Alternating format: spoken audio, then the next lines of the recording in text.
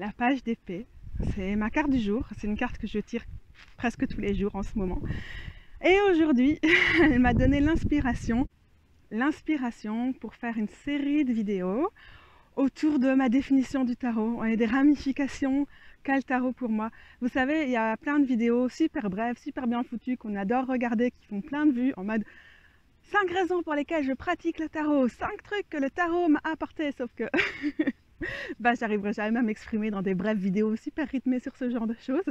Donc je préfère lancer une série, le tarot C, où on va autant se poser des questions, que je peux ramener des petits éléments, des pièces du puzzle, de ce que le tarot est pour moi et ce qu'il m'apporte. Et au fait, je vais faire un tag, hein. Sait-on jamais que ça vous donne envie de répondre aussi à le tarot C, je voudrais pas louper ça.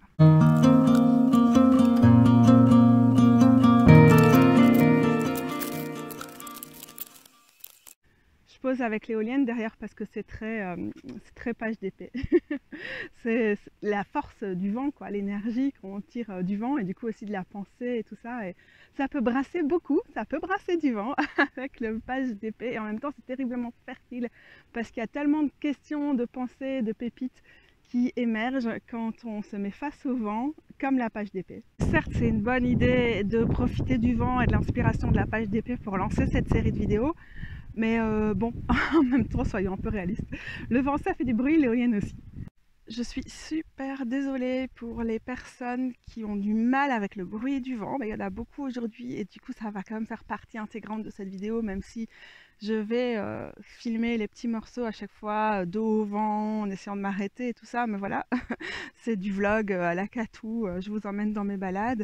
Je vous mettrai du coup une série d'articles que j'ai déjà écrits sur mon blog ou ailleurs, où je reprends le genre de concept qui est ici pour que vous ayez aussi de la lecture, puisque le but n'est pas d'être excluante à travers mes vidéos, même si de facto ce genre de format l'est. Et si c'est pas encore fait, du coup je noterai sur ma liste de choses à faire qu'il faut que j'écrive un article pour le blog sur ce type de sujet, pour que ce soit pas quelque chose qui n'existe qu'en vidéo, et par-dessus le marché en vidéo avec beaucoup de vent.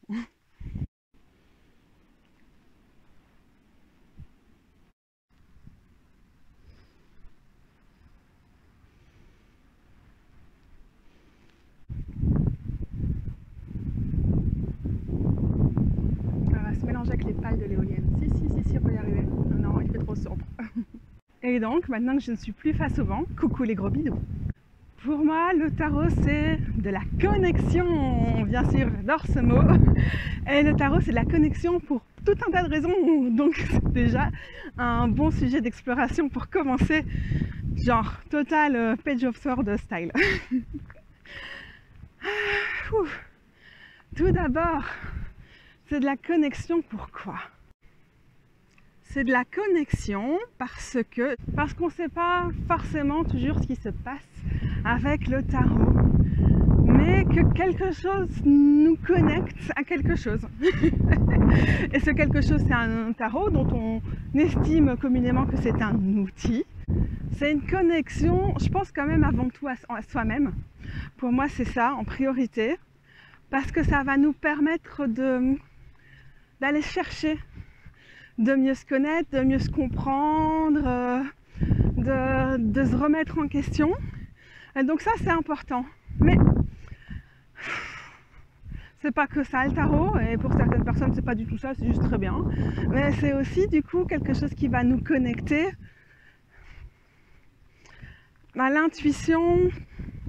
Oui, je dirais parce qu'à travers la pratique que ça nous permet de se connecter à ça, à cette petite voix sachante en nous, dans nos corps, dans nos cœurs et dans nos corps. Mais aussi, pour moi, ça c'est très personnel comme pratique, c'est une connexion avec autre chose qui n'est pas à l'intérieur de moi. Quelque chose qui n'est pas à l'intérieur de moi, et encore que... je théoriserais un peu ça avec l'idée de daimon ou de génie, hein, qui serait cette espèce d'esprit protecteur que nous aurions potentiellement tous. Et ça, je le vois comme extérieur à moi, mais comme peut-être une prolongation quand même. Et quelque chose qui m'aide à entrer, à aller chercher des informations sans forcément être une médium ou entrer, je sais pas moi, en contact avec les esprits des morts, des plantes, tout ce genre de choses qui demandent quand même beaucoup d'entretien au niveau de comment on travaille avec notre corps, avec notre intuition, de l'hygiène énergétique, hein, tout simplement. Pour moi, ça m'aide pas forcément à me connecter comme ça à un vaste champ de voix, de vision et tout ça, mais plutôt à me recentrer à moi et à ce qui est le plus proche de moi pour connecter les points. Et ça, c'est un des trucs principaux. En anglais, on dit connect the dots. C'est vraiment connecter les petits points pour prendre des éléments qui, a priori, n'ont pas forcément quelque chose à voir les uns avec les autres. Mais quand on les rassemble, on commence à avoir une vision de quelque chose d'unique. On en parle par exemple, et comme vous savez, j'ai une maladie génétique, et on parle de ça dans le domaine des maladies chroniques. Et en particulier du syndrome des lers dans l'os, c'est que souvent on est en errance médicale parce qu'il n'y a personne qui a correctement connecté les points. Tous les points, ils sont là, tous nos symptômes qui sont variés, qui ne ressemblent pas à grand chose, ils sont là. Mais il n'y a personne qui se dit, mais tous ces symptômes super chelous, en fait, ça peut être une maladie comme le syndrome des lers dans l'os. Et je trouve qu'une grande partie du travail qu'on fait avec le tarot, qu'on le lise pour soi ou qu'on le lit pour d'autres, c'est ça, c'est de connecter les points. Et visuellement, le tarot est d'une aide très précieuse pour activer des choses et nous aider à faire les associations d'idées, d'images, de mots, et donc les connexions qui nous permettent de mettre ensemble des choses qu'a priori on n'aurait pas forcément pensé à assembler ou pas de cette façon-là, et donc qui rapportent un nouvel éclairage ou en tout cas une nouvelle perspective sur une situation, sur notre fonctionnement. Le tarot, c'est de la connexion parce qu'en fait, comme des tas d'autres hobbies, passions, centres d'intérêt, mais bon quand même, ça nous permet de faire du lien, de trouver des réseaux de personnes et du coup des myriades de points de vue auxquels on n'aurait pas accédé si on n'avait pas pris cette petite serrure et foncé droit dedans et puis découvert tellement de gens différents et de ramifications et tout ça, mais des connexions quand même dans le sens que on peut vraiment, sur base du tarot, nourrir des amitiés fortes et nouvelles et tout ça. Je trouve aussi, ceci dit, que cette connexion qu'offre le tarot, et aussi le fait que pour plein de personnes, c'est super dévalorisé, c'est un truc de zozo, on est un peu perché, et voilà, bah ça fait aussi le tri dans les amis, malheureusement, parce que les personnes qui ne nous soutiennent pas ou qui pensent qu'on est complètement zinzin et tout ça, qui nous respectent pas, qui en fait sont beaucoup plus fermées d'esprit que ce qu'elles prétendent, bah ça c'est un tri qui s'opère super vite quoi. Ou bien les gens qui nous demandent des tirages juste pour nous tester, donc qui viennent là complètement fermés et tout ça. Ça fait un fameux tri pour moi, hein. Je dis pas que ça doit être une fatalité, mais enfin bon, on est sur le truc personnel. Et donc connexion parce que ça va réorienter. Au moment où il y a des choses qui vont se couper, forcément, enfin pas forcément, mais à mon sens, ça fait aussi de la place pour d'autres. Je ne crois pas que c'est spécifique au tarot, en tout cas, que ça nous ouvre à de nouvelles personnes, à de nouveaux réseaux, en particulier sur les réseaux sociaux, mais aussi souvent pour beaucoup d'autres d'entre nous dans la vraie vie, disons dans la vie de tous les jours, dans notre quotidien. Mais aussi, c'est vraiment ce truc de cette richesse que c'est qu'une fois on ouvre la porte dans quelque chose, un domaine est aussi riche que le tarot et qui est référentiel comme le tarot. C'est-à-dire qu'il y a tellement de symbolique et tout ça qu'on peut ou pas explorer quand on pratique le tarot, mais qui font qu'on peut ouvrir plein d'autres petites portes. Et donc, c'est des ramifications qui sont tellement vastes. Par exemple, petit public, je vous aime. Par exemple, quand j'ai commencé le tarot, je crois que j'aurais vraiment, mais jamais possiblement pu imaginer que le côté ésotérique du truc, ça allait m'intéresser. Le côté occulte, le côté plutôt philosophique, l'astrologie, mais jamais, c'était trop pas mon truc. Je voulais pas pratiquer le tarot en ayant ces connaissances-là. Sauf que de fil en aiguille, en fait, j'ai commencé à développer ça, quoi. Et ça peut être plein de petites choses qui sont pas forcément des trucs comme ça, mais par exemple, une fois que tu t'intéresses à l'astrologie, tu t'intéresses aussi à l'astronomie. Et il y a comme ça toute une variété de choses qui sont ouvertes, où il y a plein de tarots qui fonctionnent avec les plantes. Et du coup, j'ai commencé à m'intéresser beaucoup plus aux plantes qu'auparavant, quoi. Et ces connexions-là que ça fait, c'est nous connecter nous-mêmes à d'autres sujets, nous connecter à nos écosystèmes, et puis aussi juste faire des connexions à l'infini. J'ai l'impression que les connexions qu'on peut établir sur base de tarot, on peut jamais cesser. Et c'est pour ça qu'on est des étudiantes éternelles du tarot. C'est pour ça que l'esprit de la page d'épée est plus que bienvenu pour commencer cette série sur le tarot. C'est... Si tu aimes les peupliers, claque des mains. Moi j'aime les peupliers.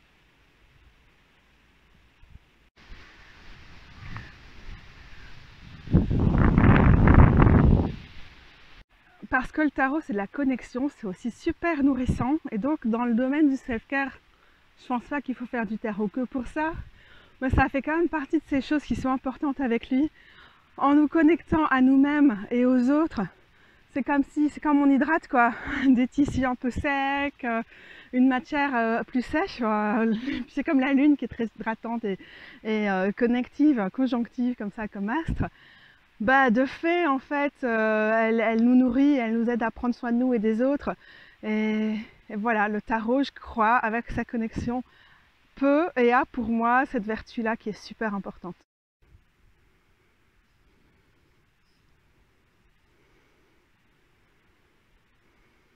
Et alors, la deuxième chose, la plus importante en termes de connexion pour moi, c'est ce truc de se connecter à soi-même différemment et d'après moi plus profondément, ou de pouvoir intégrer cette connexion dans nos routines, dans notre quotidien, de développer des pratiques qui facilitent cette connexion sur base du tarot. On développe aussi bien des routines que des automatismes, que des pratiques, que des rituels qui vont nous connecter davantage à nous-mêmes. Et je pense qu'il est aussi tout à fait possible de le faire pour nous connecter davantage, c'était un vélo, pour nous connecter davantage à nos écosystèmes et du coup d'être plus présente, plus consciente si c'est le mot qui vous plaît, à travers ces connexions quoi. Et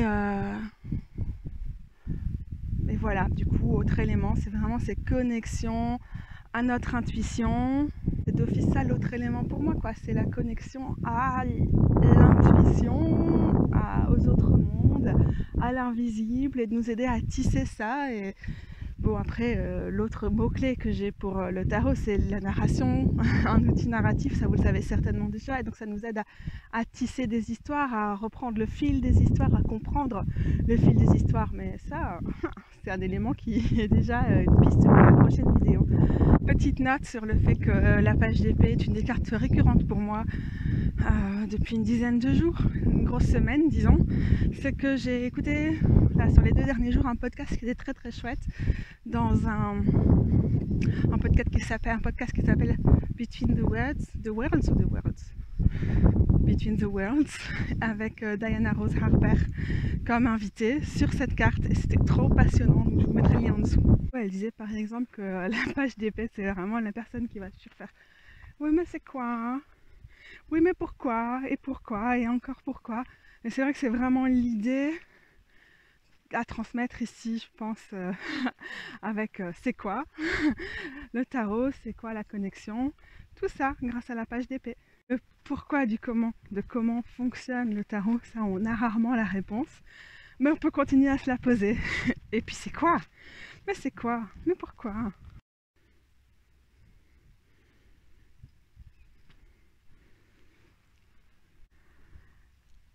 La page d'épée, c'est une carte d'une énorme, d'une gigantesque curiosité intellectuelle, de jamais fermer ses horizons mentaux, de toujours être prête à aller plus loin, d'avoir envie d'aller plus loin. Et comme elle est caractérisée par l'épée, on a aussi cette idée de disséquer un sujet, et avec la page des sujets, pour toujours aller plus en profondeur, mieux les comprendre, puis au fur et à mesure qu'on les comprend mieux, ils nous échappent un peu plus. On le voit ici avec la nature de l'air dans le White Numen, qu'on peut y aller pour la trancher au couteau, quoi. On lui souhaite du bon courage à cette page. Mais avec la page, on y va, et puis on essaie aussi de développer des capacités abstraites, de l'abstraction, au départ de choses qui sont difficilement quantifiables, difficilement explicables dans le cadre du tarot ici. Et c'est vraiment une incitation à essayer de remettre des mots, à essayer de communiquer, de comprendre, de faire preuve d'une capacité de se projeter en fait dans les univers mentaux pour aller plus loin, toujours plus loin, en posant toujours davantage de questions. Et pourquoi? Et comment? Et pourquoi? Et comment? Et c'est quoi? C'est particulièrement visible sur ce page de l'âme ici, dans le Everyday Enchantment Tarot. Magnifique. En vrai, c'est pas si évident de garder la curiosité des pages, de la cultiver, de l'entretenir, de s'y confronter. Peut-être, enfin moi j'ai plus de facilité avec le page de coupe ou la page de pentacle, parce qu'il y a quand même quelque chose de réceptif, d'assez ancré ou d'ouvert dans toutes les pages. Mais alors dans celle-là, c'est vrai que ça va, c'est posé quoi. Alors qu'avec les pages d'épée ou de bâton, encore pire, c'est super dissipé et on va jamais saisir de réponse. On a une curiosité mais qui est complètement insatiable, insatisfaite et, et en fait c'est grave fatigant quoi. Mais au moins la page d'épée n'est pas complètement, je la trouve un peu moins éberluée ou comment dire, trop à s'émerveiller tout quoi que la page de bâton qui va pas pouvoir fixer son attention sur quoi que ce soit, parce que la page d'épée elle va rapidement faire récit des petits éléments qu'elle va commencer à piocher, à rassembler, à interroger, et du coup il y a une mise en forme et un racontage d'histoire perpétuelle avec la page d'épée qui peut parfois être éreintant mais qui en même temps permet quand même de chercher des structures pour tout ce qu'on arrive à trouver, à piocher comme réponse à nos questions. Et les structures de cette page d'épée, face au vent, elles font pas trop le poids, elles s'en vont assez vite, elles s'effondrent assez vite, mais c'est quand même rassurant, cette volonté de les trouver, je trouve. Et puis ça brille.